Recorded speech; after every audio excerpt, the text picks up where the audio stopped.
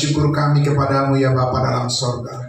Itulah pengakuan kami ya Tuhan di hadapanmu. Kami ingin menyerahkan hidup kami hanya kepadamu ya Bapa. Sebab daripadamu lah Yesus Kristus kami memperoleh segala yang terbaik dalam hidup ini. Dan hanya kepadamu lah kami bersandar ya Tuhan Yesus. Untuk itu ya Bapa di sorga, terima kasih.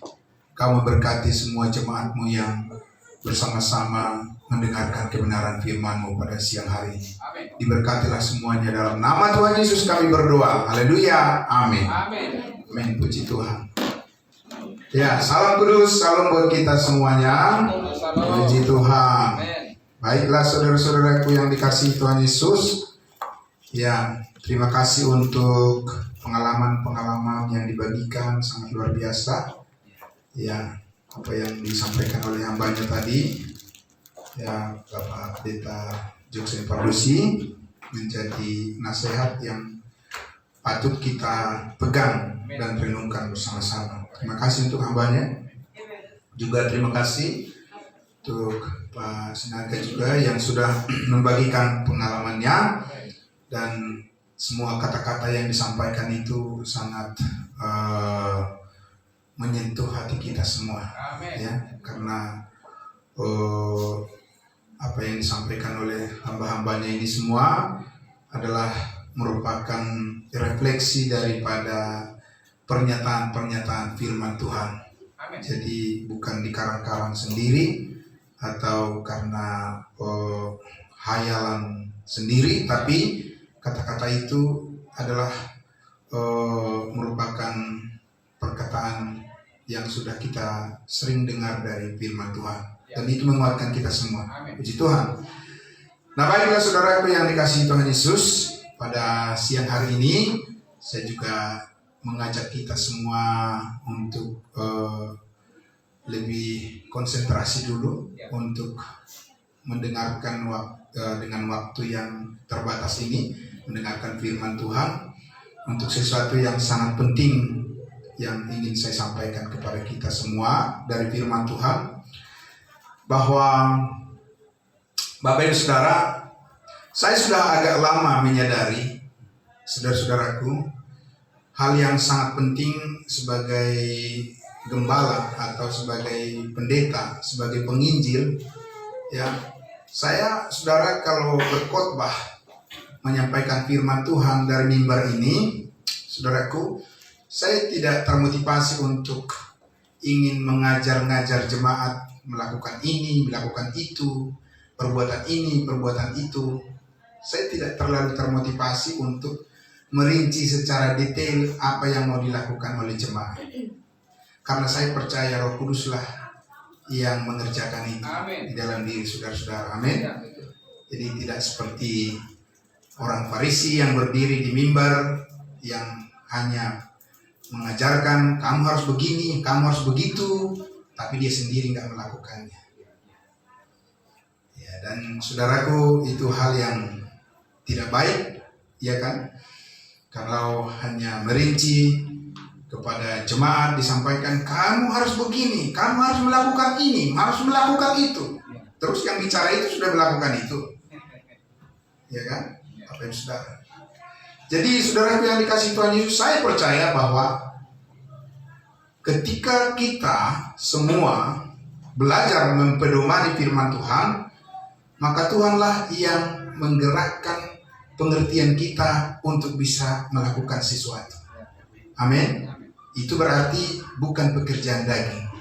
Seperti yang disampaikan oleh hambanya tadi, ya Bapak Sinaga, Pak John Pierre Sinaga, bahwa ya dasar kita berpikir itulah yang harus diperbaharui. Amin. Karena kalau dasarnya kuat, beban apapun yang ditaruh di atasnya, dia akan sanggup menanggungnya. Amin. Nah, dengan kita Bapak Ibu Saudaraku yang dikasihi Tuhan Yesus, ya, diberikan tugas kepada kita untuk mengajarkan kebenaran saja, kebenaran firman Tuhan sebagai fondasi. Nanti bagaimana berproses, ya, Roh Kuduslah yang menuntun secara detail apa-apa saja yang akan dilakukan oleh setiap orang percaya. Amin. Nah, karena itu Bapak Ibu Saudaraku, mari kita belajar untuk memahami lebih jauh lagi, lebih dalam lagi tentang dua warisan yang Tuhan tetapkan di dalam Alkitab ini, dua macam warisan besar. Ya, saudara sudah tahu lah ya, warisan itu ya yang disebut sebagai heritage atau inheritance gitu ya. Itu adalah merupakan warisan yang memampukan kita untuk melakukan sesuatu yang lebih lagi dari apa yang kita lihat, pemberian dari Tuhan. Amin.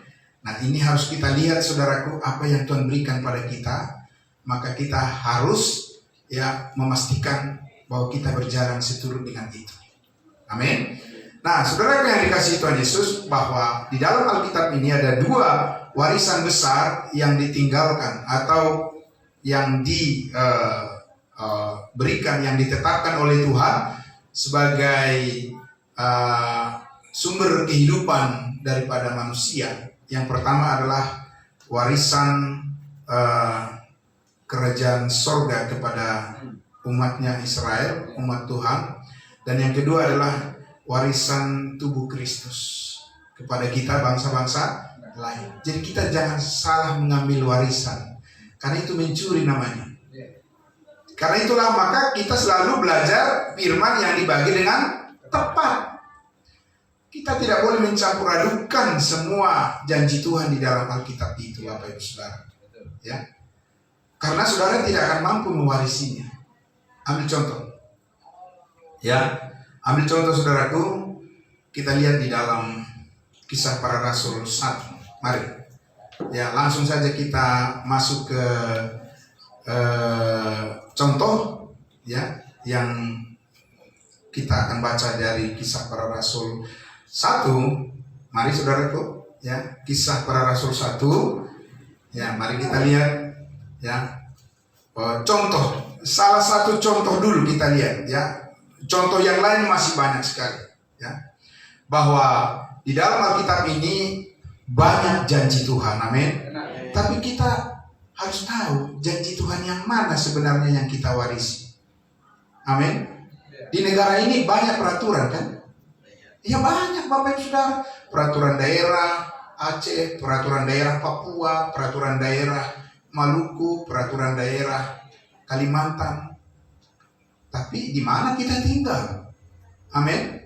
Dan yang mana yang harus kita lakukan? Warga mana kita? Amin Bapak Ibu Saudara. Jadi saudaraku yang dikasihi Tuhan Yesus, semuanya itu baik dan itu sah.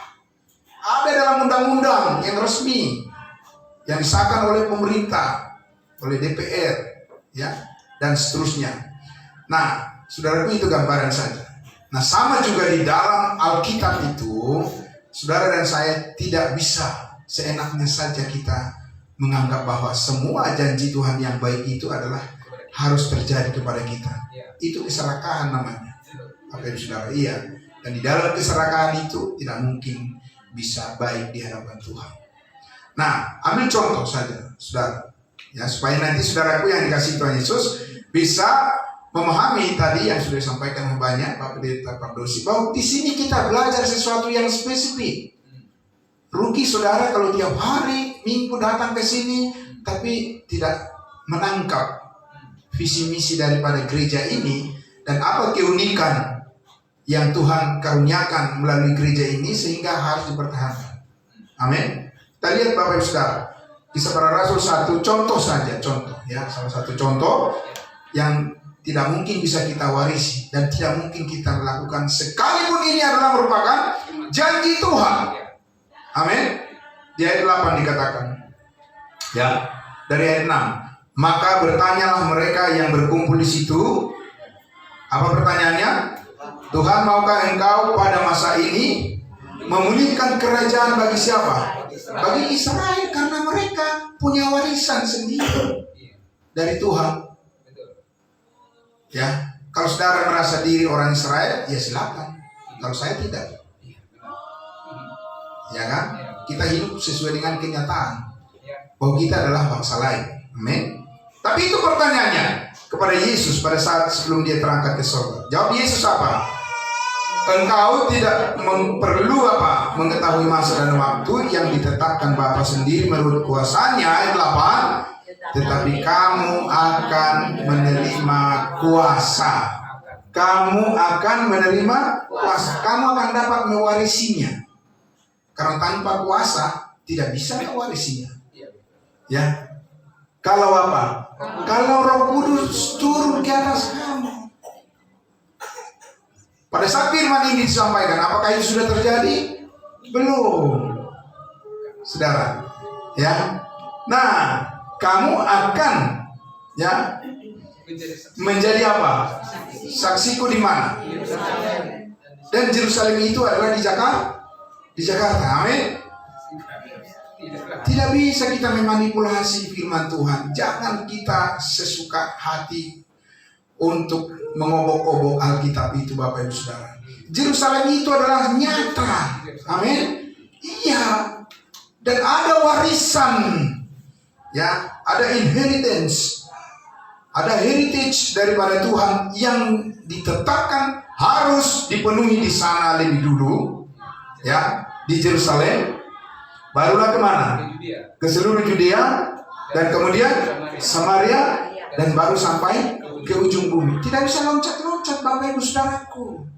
Dan tidak bisa juga dirohanikan. Oh, Yerusalem itu adalah keluarga kita. Kemudian Judea itu adalah tetangga. Dari mana hak saudara mengatur-atur Alkitab seperti itu? Ya. Dari mana haknya, Bapak Ibu Saudaraku?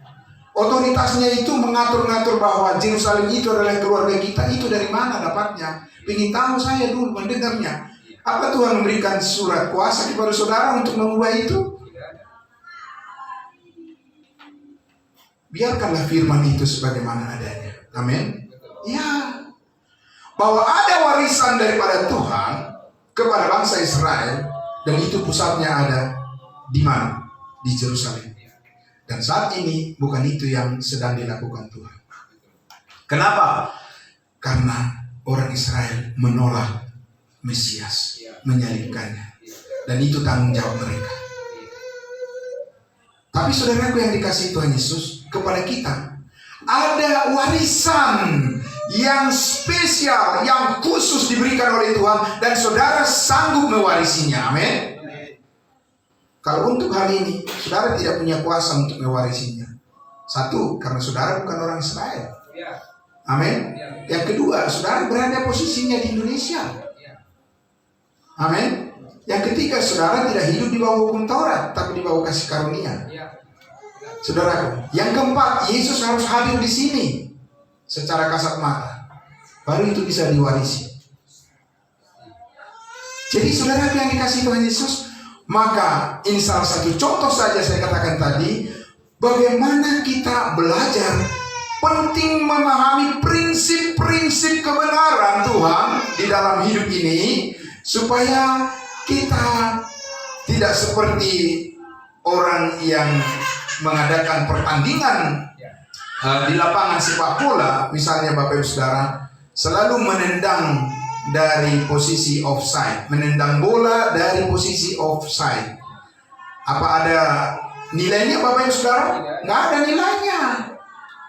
Dan berulang-ulang seperti itu bukan orang yang terlatih memahami rule daripada permainan soccer, permainan sepak bola.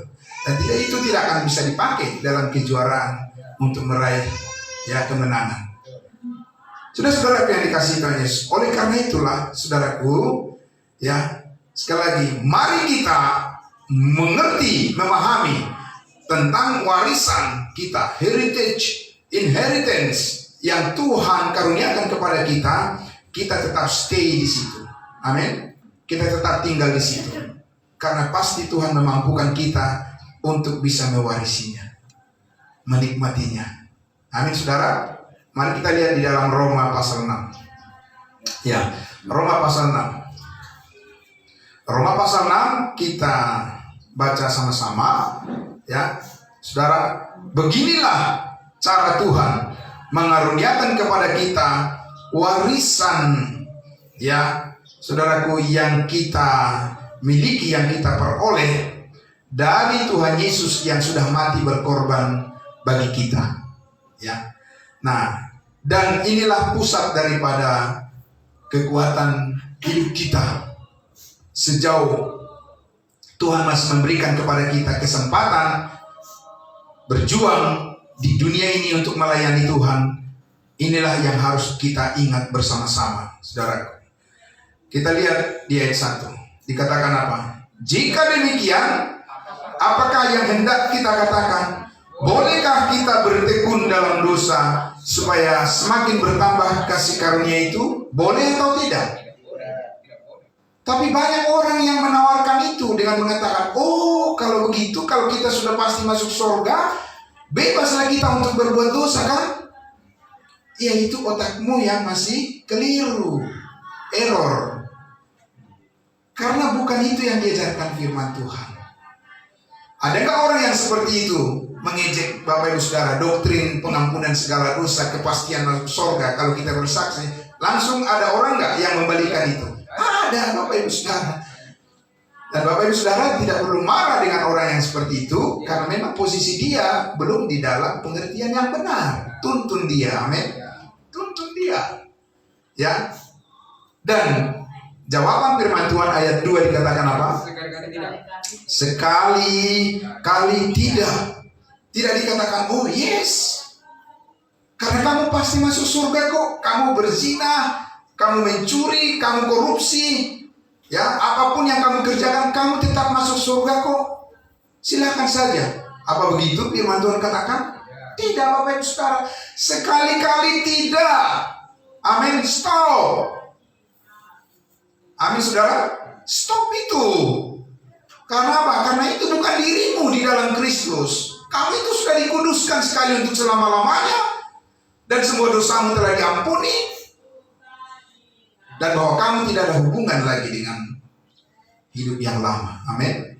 Sekarang kamu hidup menurut pola-pola kehidupan yang baru. Maka Paulus katakan, sekali-kali tidak. Bukankah kita apa? Telah mati bagi dosa, bagaimanakah kita masih dapat hidup di dalamnya? Jadi diberikan suatu pertanyaan hipotesa, ya, kepada orang yang membaca. Ya, jadi Paulus memberikan suatu pertanyaan balik kepada orang, ya, yang berpikir negatif. Apakah kamu tidak sadar bahwa kita ini sudah mati bagi dosa? Artinya itu sudah selesai urusan dengan itu. Amin. Sebabnya saudaraku, jangan lebih suka mengatakan aku adalah orang berdosa. Kenapa kamu sambungkan pengakuanmu dengan yang namanya dosa? Apa bukan dosa mengintip pengakuanmu itu untuk membuat engkau menjadi orang yang terhukum? Karena upah dosa adalah maut. Lebih baik kita katakan seperti yang dikatakan Paulus, bahwa kita adalah orang-orang kudus. Amin. Yang dikuduskan oleh darah Kristus, bukan yang dikuduskan oleh perbuatan saya. Tidak mungkin, saudara. Jadi cara kita mengidentifikasi diri kita di dalam Kristus adalah karena penebusan oleh darahnya yang kudus. Amin. Itu yang kita tinggikan, Bapak Ibu Saudara. Bukan diri kita yang kita tinggikan. Bahwa kita sudah melakukan ini, melakukan itu, menceritakan ini dan itu sebagainya. Bapak Ibu Saudaraku, kita tidak terlalu membutuhkan pengalaman pribadi manusia untuk mengangkat semangat kita hidup benar di hadapan Allah. Yang paling kita butuhkan adalah kebenaran firman Tuhan. Amin. Ya, sekalipun tidak salah kita menyaksikan bagaimana pengalaman hidup kita di dalam Tuhan, tidak salah. Tapi kalau itu yang menjadi fokus daripada cerita kita dalam pemberitaan firman Tuhan, saudaraku, ingatlah, itu adalah kedagingan yang didaur ulang. Saudara tahu, didaur ulang yang sudah basi, diulang-ulang terus. Hal-hal yang tidak memberikan kepada kita dorongan untuk masuk kita melihat kemuliaan Kristus. Karena kemuliaan Kristus itu ada di dalam firman-Nya. Amin. Kita lihat saudara di ayatnya yang ketiga. Atau tidak tahukah kamu bahwa bahwa kita semua, bukan hanya beberapa orang, bukan hanya pengkhotbah atau orang yang lebih rohani. Semua. Kenapa semua? Karena kita ini adalah anggota tubuh Kristus. Amin. Jadi kita ada satu kesatuan yang tidak bisa dipisahkan karena darah Kristus. Tidak tahukah bahwa kita semua telah apa? Yang telah dibaptis dalam Kristus, telah dibaptis ke dalam kematiannya. Saya bertanya, itu ilustrasi atau kenyataan? Itu kenyataan, real. Itu kehidupan yang real, yang aktual. Itu bukan ilustrasi atau itu bukan kiasan. Tidak boleh dipelintir firman Tuhan. Itu kenyataan hidup kita di dalam Yesus. Dan itu tidak bisa dihapuskan oleh kuasa apapun. Dan saudara tinggal di sana dengan rileks dalam damai sejahtera Tuhan. Amin. Ya, kita melihat diri kita di situ. Saudara, bahwa bersama dengan Kristus kita telah, dikatakan dengan demikian, kita telah dikuburkan. Kapan? Bersama-sama dengan Yesus. Melalui apa? Oleh baptisan dalam kematiannya. Amin, saudara. Apa saudara sudah pernah mati secara fisik? Tidak. Tapi kita sudah dianggap mati bersama dengan Kristus.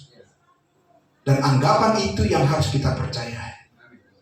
Amin. Kita menganggap diri kita bahwa kita sudah mati bersama dengan Kristus. Tetapi dikatakan di situ bukan hanya mati,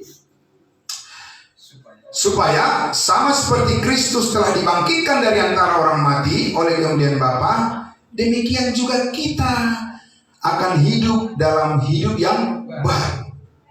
Bukan hanya akan, sudah hidup dalam hidup yang baru dan akan terus hidup di jalur hidup yang baru itu. Amin, saudara. Jadi ada warisan, ada heritage, ada inheritance yang dikaruniakan oleh Tuhan yang memampukan saudara dan saya untuk mewarisi kehendak Allah, dan di situ ada kemampuan kita mewarisinya. Daging tidak bisa mewarisi.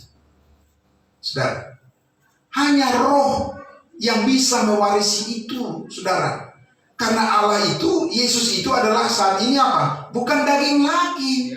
Dia bukan hidup dalam daging. Dia adalah roh yang menghidupkan setiap jiwa-jiwa yang mati karena dosa. Amin. Nah, itulah makanya saudara dan saya menyampaikan kepada setiap orang dengan tenang, semua dosamu sudah diampuni oleh Tuhan Yesus. Itulah Injil. Saudara, itulah berita kabar baik. Bukan macam-macam berita kabar baik itu. Itu berita kabar baik. Percayalah bahwa semua dosamu sudah diampuni oleh Tuhan Yesus. Karena kamu begitu percaya, kamu dibaptiskan ke dalam kematian dan kebangkitan Kristus. Kamu mempunyai kehidupan yang baru, kehidupan yang kekal, yang kamu warisi bersama dengan Kristus sebagai kepala, dan kita adalah anggota-anggota tubuhnya. Amin. Dan saudaraku yang dikasihi Tuhan Yesus, karena itulah dikatakan, maka kita akan hidup dalam jalan hidup yang baru. Di rambutan itu Bapak Ibu Saudara ada namanya jalan baru. Pernah lewat dari situ? Ya, jalan baru. Itu saya tidak tahu jalan ceritanya kenapa itu jadi jalan baru. Jadi saudara tidak usah memikirkan terlalu dalam. Tapi jalan baru yang ini, saudaraku, jalan kehidupan yang baru yang ditebus dengan sempurna oleh darah Kristus. Saudara dapat mewarisi itu dan dimampukan oleh Roh Kudus menjalaninya. Amin. Karena itulah saudara dan saya terus mau belajar. Amin. Mereka yang tidak mau belajar nggak bakalan bisa terbuka itu. Itu akan menjadi selubung yang menutupi ya mata rohaninya. Karena tidak bisa itu diusahakan oleh kekuatan manusia. Tidak bisa, saudara. Tidak ada kemampuan manusia untuk membukakan rahasia kebenaran kasih karunia Allah saat ini hanya karena anugerah. Amin. Karena hanya belas kasihan dari Tuhan. Dari kita apa? Kemauan ya untuk mendengarkan, karena iman timbul dari pendengaran. Iman bukan timbul dari penglihatan, saudara-saudara. Penglihatan apa, saudara? Kristus saat ini ada di sorga, tidak bisa dilihat-lihat saat ini. Banyak orang yang menipu melihat Yesus. Bagaimana kamu bisa menjadi percaya pada Yesus? Apalagi dia orang yang terkenal. Nggak mau dia mengatakan karena saya mendengarkan pengajaran dari orang lain. Tidak. Pasti dia tipu. Dilihat saudaraku di YouTube itu, di TikTok itu. Saya sering menonton itu. Bagus ya penyampaiannya. Tapi ujung-ujungnya apa? Ditanya. Jadi bagaimana sebenarnya Anda bisa bertemu dan mengenal Yesus? Iya.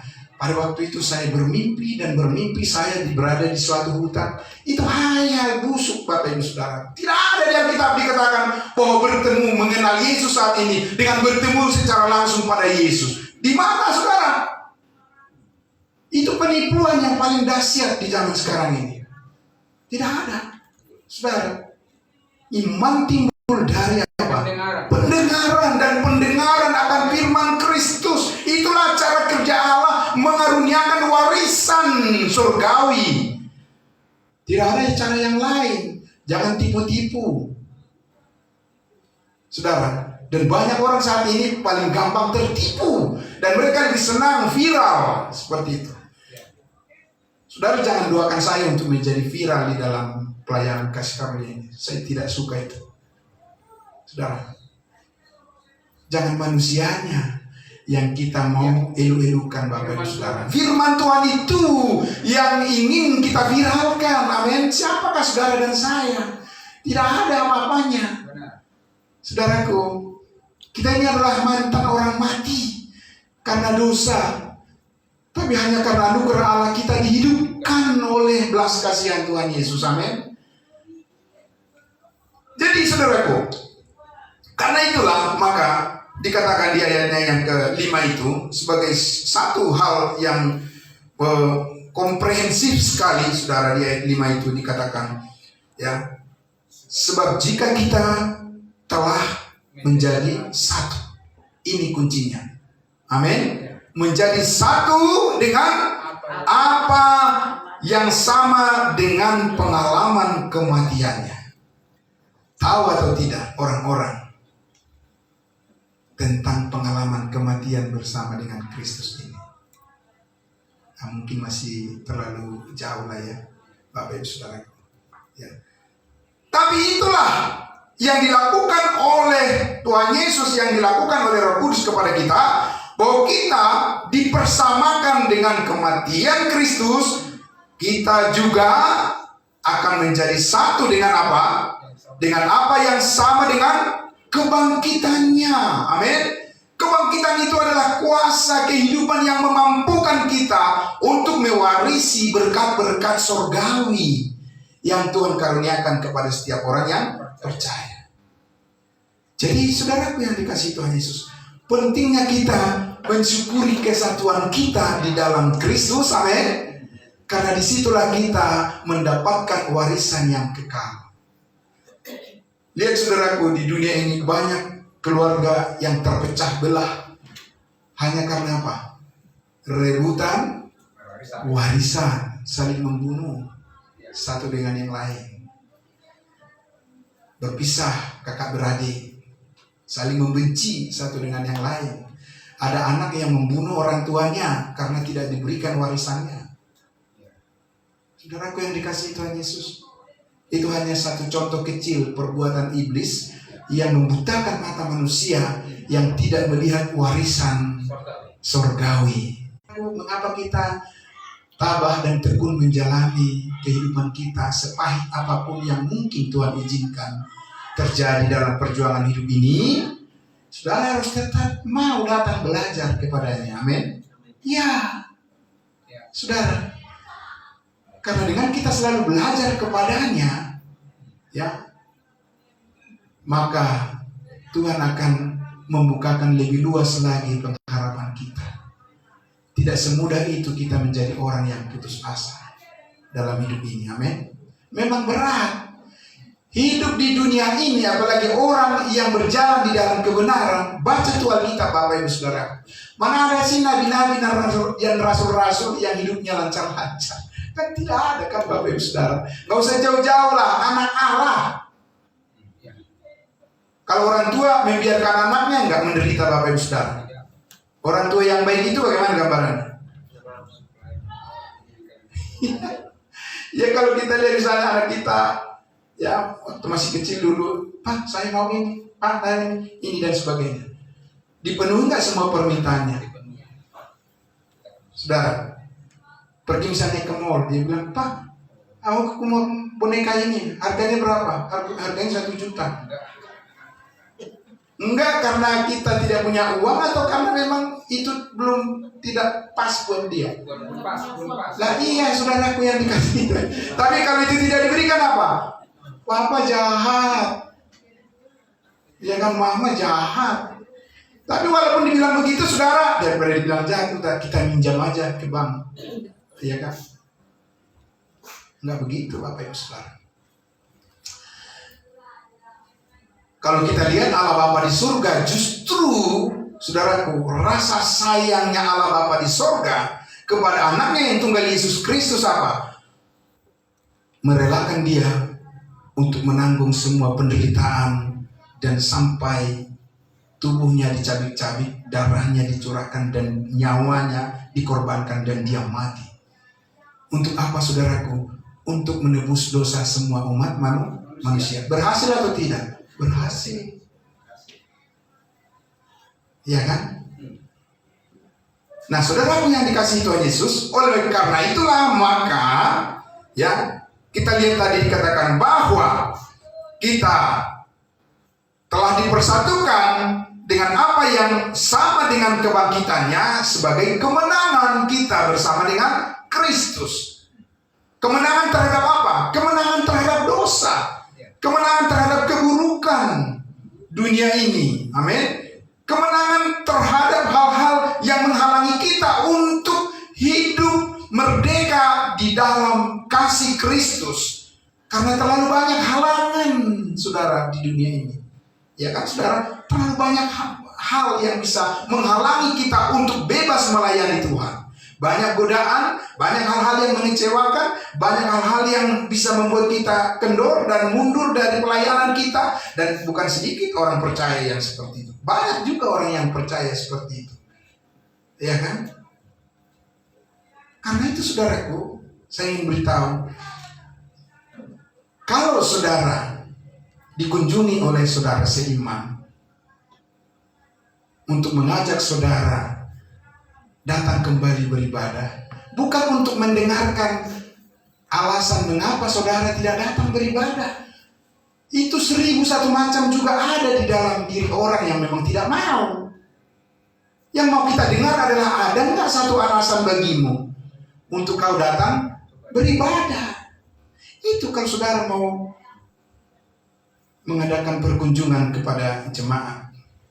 Saya bukan baru kemarin menggembalakan jemaat Bapak Ibu Saudara. Saya sudah dipakai Tuhan untuk mengenali macam-macam karakter manusia dan segala macam alasan itu sudah pernah saya dengar. Dan saya sampai tiba pada suatu kesimpulan, kalau saya mengunjungi seorang jemaat bukan untuk mendengarkan alasan dia tidak, mengapa dia tidak beribadah. Memang saya juga harus mendengarkan itu. Tapi bukan itu tujuan saya. Tujuan saya adalah, adakah dia mengetahui satu saja alasan bagi dia untuk datang beribadah kepada Tuhan. Itu yang mau saya dengarkan pada akhirnya. Kalau untuk mencari alasan itu 1001 macam cara, alasan itu terlalu banyak, Bapak Ibu Saudara. Siapa tahu suatu saat saudara diberikan kepercayaan untuk menggembalakan jemaat, jangan susahkan diri saudara untuk sesuatu yang tidak bekerja di dalam kebenaran. Amin. Nah itu penting. Karena apa saudaraku? Karena kita ingin mewarisi kekuatan yang dari Allah. Amin. Bukan menyodorkan kelemahan kita yang setumpuk itu. Bukan kita mencari-cari dalih, alasan-alasan. Dunia ini penuh alasan Bapak Ibu Saudara. Saudara mau mendengarkan itu? Saudara juga bisa tenggelam, terperosok di dalam alasan-alasan yang tidak berarti. Carilah alasan yang membuat saudara menjadi kuat di dalam Tuhan. Amin. Ya, jadi karena itu jangan berdebat kusir dengan orang yang memang belum menemukan alasan bagaimana dia menyembah Tuhan dengan benar. Kasih tahu sama dia. Amin. Bapak Ibu Saudara, beritahu alasan kita mengapa kita harus beribadah kepada Tuhan, karena Dia telah mati menebus hidup kita yang dulu sia-sia, tapi sekarang kita sangat berharga di mata Tuhan. Amin. Saudaraku yang dikasihi Tuhan Yesus, itu adalah bukti, itu adalah merupakan pertanda bahwa saudara memahami arti daripada kebangkitan bersama dengan Kristus. Amin. Karena Kristus tidak akan berdalih, Kristus tidak mempunyai alasan, dan Kristus tidak bisa diintervensi lagi oleh perkataan-perkataan yang sia-sia saat ini. Amin. Dia sudah mengalami kemenangan itu, dan kemuliaan itu sudah sepenuhnya ada padanya.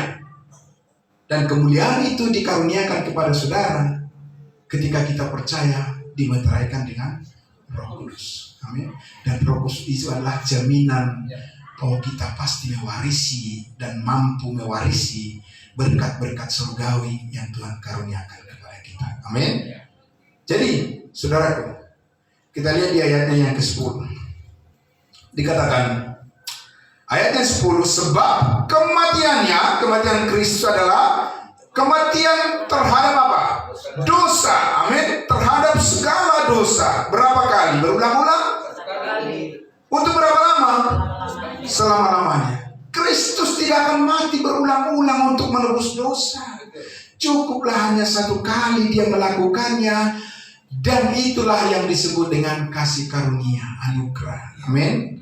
Ya, jadi kalau kita bilang saya tahu anugerah Tuhan dalam hidupku, apa itu anugerah Tuhan? Dia mati menebus semua dosa saya satu kali untuk selama-lamanya. Amin. Dan saya tidak mau memikirkan tentang hal masalah dosa lagi. Saya mau memikirkan tentang kehidupan saya di dalam Kristus. Amin. Karena kehidupan di dalam Kristus itu kekudusan yang sempurna. Itu yang harus menarik kita, menarik pikiran kita. Pikirkan perkara yang di atas. Amin. Itu yang menarik pikiran kita. Saudara, apakah dengan berpikir tentang pikiran yang di atas, yang surgawi, membuat saudara menjadi orang yang tidak bertanggung jawab hidup di dunia ini? Oh tidak. Justru itu adalah merupakan sinar pembimbing yang saudaraku secara detail membuat setiap keputusan saudara tepat seperti yang Tuhan mau. Ya, kan kita harus berjuang kan dalam hidup di dunia ini, saudaraku, memenuhi apa kebutuhan kita kan. Tapi saudaraku, saudara harus dimotivasi hal yang benar di hadapan Tuhan. Nah, oleh sebab itu saudara, maka dikatakan di ayat 11-nya, demikianlah hendaknya kamu memandangnya. Jadi kita harus punya pandangan hidup, karena semua orang berbuat berdasarkan pandangan hidupnya. Ada orang yang berpikir berpandangan hidup, Bapak Ibu Saudara, kalau kita masih muda, ya jangan terlalu rajin ke gereja. Karena apa? Puas-puasin dulu lah masa muda kita. Ada pernah saudara mendengar itu? Kalau saya sering mendengar seperti itu. Ngapain kita harus selalu rajin ke gereja? Emangnya mau jadi pendeta Daniel? Ngapain kamu harus selalu, ya kan, rajin kayak dipajang kamu di gereja, gitu, ya kan? Itu godaan siapa? Godaan setan. Kalau kamu tidak mengerti kehendak Tuhan dalam hidupmu, maka kamu akan lebih dipengaruhi oleh perkataan manusia. Tapi kalau kamu sudah tertanam di dalam kekuatan kasih karunia Allah yang memampukan kamu mewarisi, amin, mewarisi kebenaran itu, maka kamu tidak akan tergoyahkan. Amin. Itu anak-anak muda saat ini perlu dibentuk suatu pandangan hidup yang benar-benar genuine, yang murni, digerakkan oleh pengertian-pengertian yang baik dari kebenaran firman Allah. Itu tidak berarti saudara setiap hari sempurna dalam perbuatannya. Tapi motivasimu itu telah menjadi langkah awal bagi Roh Kudus untuk bekerja. Amin. Itu yang selalu kita kembalikan terus dengan firman Tuhan. Kembalikan terus. Back to the Bible. Amin. Kembali kepada firman Tuhan. Saudara, anak-anak sekolah minggu di depan ini selalu punya suatu kesempatan kita berikan kepada mereka, kita kolaborasikan di dalam ibadah kita untuk menyampaikan apa? Ayat-ayat firman Tuhan. Mungkin mereka tidak terlalu pintar menyanyi, ya kan, bahkan mungkin fals kalau menyanyi. Tidak apa-apa. Nanti bisa diatur, diperbaiki cara menyanyinya kan. Tapi kalau dengan firman Tuhan boleh salah enggak? Enggak boleh salah, Bapak Ibu Saudara. Amin. Jadi di situ kita fokusnya. Ya, Saudara. Dalam kehidupan kita setiap hari juga, saudaraku, itu tidak berarti bahwa semuanya perbuatan kita akan selalu sempurna di hadapan Tuhan. Belum tentu. Hanya Tuhan yang menilai. Amin. Tapi motivasi kita harus pastikan bahwa kita ini hidup benar di hadapan Tuhan. Amin. Itu komitmen kita bersama. Oleh karena itulah, demikianlah hendaknya kamu memandangnya bahwa kamu apa? Telah mati bagi dosa, tetapi kamu hidup bagi Allah dalam Kristus Yesus Tuhan kita. Amin. Hidup dalam Kristus Yesus Tuhan kita adalah kita hidup percaya walaupun kita belum melihat. Amin. Dan percaya kepada Tuhan yang belum kita lihat adalah kita mengerti apa yang dikatakan oleh kebenaran firman-Nya. Sebab itu ayat 12, hendaklah dosa jangan berkuasa lagi di dalam tubuhmu yang fana, supaya kamu jangan lagi apa? Menuruti keinginannya. Keinginan untuk berbuat dosa itu ada karena apa, Ustaz? Karena kita masih hidup di dalam daging ini, di dalam tubuh ini. Tapi apakah harus tubuh ini, daging ini mengendalikan pikiran kita dan hati kita? Tidak. Karena kita mempunyai kekuatan roh, warisan yang memampukan kita untuk selalu hidup benar dan memuliakan Tuhan, memilih apa yang benar di hadapannya. Amin. Itu warisan kita kemenangan bersama dengan Kristus, saudara. Ya. Nah, oleh sebab itu 13 dikatakan, dan janganlah kamu menyerahkan anggota-anggota tubuhmu kepada dosa untuk dipakai sebagai apa? Sebagai senjata kezaliman, tapi serahkanlah dirimu kepada Allah sebagai apa? Orang-orang yang dahulu mati tetapi yang sekarang hidup, dan serahkanlah anggota-anggota tubuhmu kepada Allah untuk menjadi senjata kebenaran. Bagaimana caranya Bapak Ibu Saudara menyerahkan anggota-anggota tubuh kita ini menjadi senjata kebenaran, saudaraku? Belajarlah terus dengan firman Tuhan. Amin, saudara. Iya, karena saudara biar dikasih Tuhan Yesus, orang-orang umat Kristen ada yang mulai lahirnya sampai bulan tidak ada yang tambah pengetahuannya. Itu aja tentang apa yang dia percaya. Nah, saudara yang dikasih Tuhan Yesus, perhatikan jangan teknologi informasi sekarang ini begitu cepat perubahan itu. Saudara, dulu handphone kita ini masih bisa pakai apa namanya, pakai headset yang ada, yang pakai apa, kabel namanya, kabel. Tapi sekarang saudara, handphone yang baru sekarang ini harus dipasang menggunakan apa? Yang tidak ada talinya. Ya, itu saudara. Salah satunya adalah ini. Berkat Tuhan ini. Handphone ini. Dicari-cari, saudara, apa namanya? Ya, tali. Kok nggak bisa ya? Dipaksa harus berubah, membeli yang cocok, yang sepasang dengan supaya fungsi. Jadi berubah semua, saudara, berubah semua berubah. Pertanyaannya adalah kita berubah ke arah mana? Kita berubah ke arah dunia, saudara. Dunia pasti menenggelamkan saudara dan saya. Tapi kalau kita berubah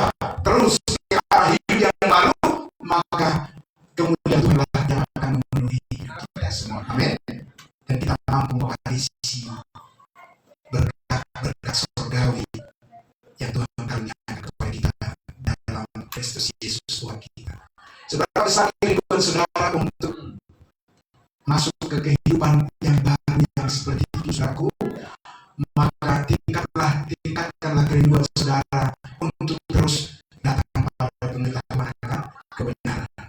Karena dalam pengetahuan kebenaran itu ada anugerah Allah yang memampukan kita untuk sanggup bertahan menghadapi segala ujian dan pencobaan hidup dengan tetap berdiri tegak di hadapannya, mengucap syukur senantiasa di dalam segala hal. Amin. Maka disimpulkan di ayatnya yang ke-14, saudaraku, yang dikasih Tuhan Yesus, yang di ayat 14 katakan di situ, ya, sebab kamu tidak akan dikuasai lagi oleh dosa. Amin, saudara. Ya, kita harus mempunyai keyakinan di situ, saudara. Jangan kita ragu seperti saya katakan oleh hamba tadi. Ya, bahwa kita tidak akan dikuasai lagi oleh dosa. Kita mempunyai alasan untuk itu. Amin. Saya katakan tadi, jangan kita mencari 1000 macam alasan, pasti ada untuk menolak kehendak Tuhan.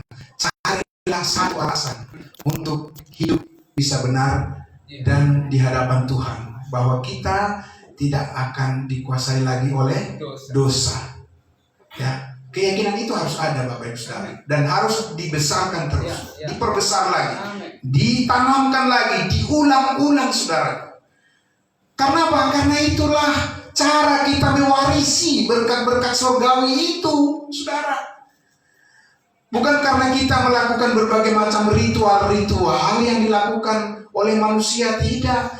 Roh Kudus tidak bekerja lewat seperti itu, saudara. Orang Israel sudah gagal di situ, mau mengulangi lagi. Paulus bilang kepada jemaat Galatia apa? Hai kamu orang Galatia yang bodoh. Kenapa kamu kembali kepada sistem yang sudah jadul? Sementara sekarang sudah ada sistem yang lebih canggih, katakan begitu, ya kan? Oleh karena kamu tidak di bawah pengetahuan. Apa alasannya tadi? Karena kamu tidak berada lagi di bawah hukum Taurat, ya, iya, tetapi berada di bawah kuasa kasih karunia. Jadi saudaraku yang dikasih Tuhan Yesus, mari kita semua, saudaraku, bahwa kita tahu Tuhan itu bekerja di luar daripada nalar atau hayal kita berpikir. Dari kita hanya ketaatan iman yang dibutuhkan. Amin. Selanjutnya Tuhan yang mengaturnya, Bapak Ibu Saudara. Kita berupaya pun harus merancangkan hidup kita begini dan begitu dan seperti itu, saudaraku. Bisa stres kita kalau kita memaksakan cara berpikir kita untuk mencapai cita-cita yang ada di kepala kita. Lebih baiklah kita bersandar kepada kasih karunia Tuhan. Amin. Iya, lebih baik kita bersandar kepada kasih karunia Tuhan. Dan untuk bagaimana bersandar kepada kasih karunia Tuhan itu, apapun harus kita lakukan. Amin, saudara. Amin. Iya, karena tidak mungkin sia-sia. Di sana pasti damai sejahtera Tuhan yang melampaui segala akal dan pikiran, itu yang akan memerintah hati dan pikiranmu dalam Kristus Yesus. Amin. Saudara, siap untuk kita berlari. Amin. Amin. Kan Kristus sudah bangkit dari antara orang mati dan dia naik ke surga. Menurut saudara kecepatan berapa Yesus naik ke surga? Hah? Lebih cepat dari pesawat kan? Nah, makanya kalau lihat yang di bawah itu terlalu kecil itu, ya kan? Iya, masih terlalu kecil itu, Bapak Ibu Saudara. Pandanglah kecepatan perubahan hidup yang baru yang Tuhan kerjakan di dalam kehidupan kita. Amin. Dan jangan biarkan dunia ini menghalangi itu, saudara. Ya, banyak pengalaman-pengalaman yang mengecewakan kita. Oke, memang itulah yang Tuhan izinkan harus terjadi dalam kehidupan kita dengan maksud. Ada maksudnya. Amin saudara. Bahwa dalam segala sesuatu Allah turut bekerja. Amin. Untuk mendatangkan apa? Kebaikan. Bagi siapa? Bagi mereka yang mengasihi Tuhan. Amin. Mari kita berdoa. Bapa dalam surga, terima kasih, kami sangat bersyukur ya Tuhan Yesus, Bapa yang baik, Bapa yang mulia, Tuhan kami yang mengaruniakan pandangan hidup yang baru, yang terang benderang dari surga bagi kami semua. Warisan yang abadi, warisan yang kekal, itulah kebanggaan kami di dalam Tuhan, di dalam beriman. Sementara kami diberikan kesempatan untuk melayani Tuhan, untuk menjangkau jiwa-jiwa bagi Kristus. Itulah yang menjadi pandangan kami, bahwa Tuhan menyanggupkan kami untuk mewarisi, menikmati, merasakan, dan membagikan kepada orang lain segala berkat rohani yang Tuhan curahkan bagi kami semua di dalam Kristus Yesus Tuhan kami. Ajar kami Tuhan selalu rendah hati, punya hati yang rindu belajar, dengar-dengaran, untuk kami dipenuhi terus oleh hikmat surgawi. Dalam nama Tuhan Yesus kami berdoa, diberkatilah semua saudara-saudara kami yang telah mendengarkan dengan tenang firman kebenaran-Mu. Terpuji nama-Mu kekal selama-lamanya. Puji Tuhan. Amin. Terima kasih Tuhan memberkati kita.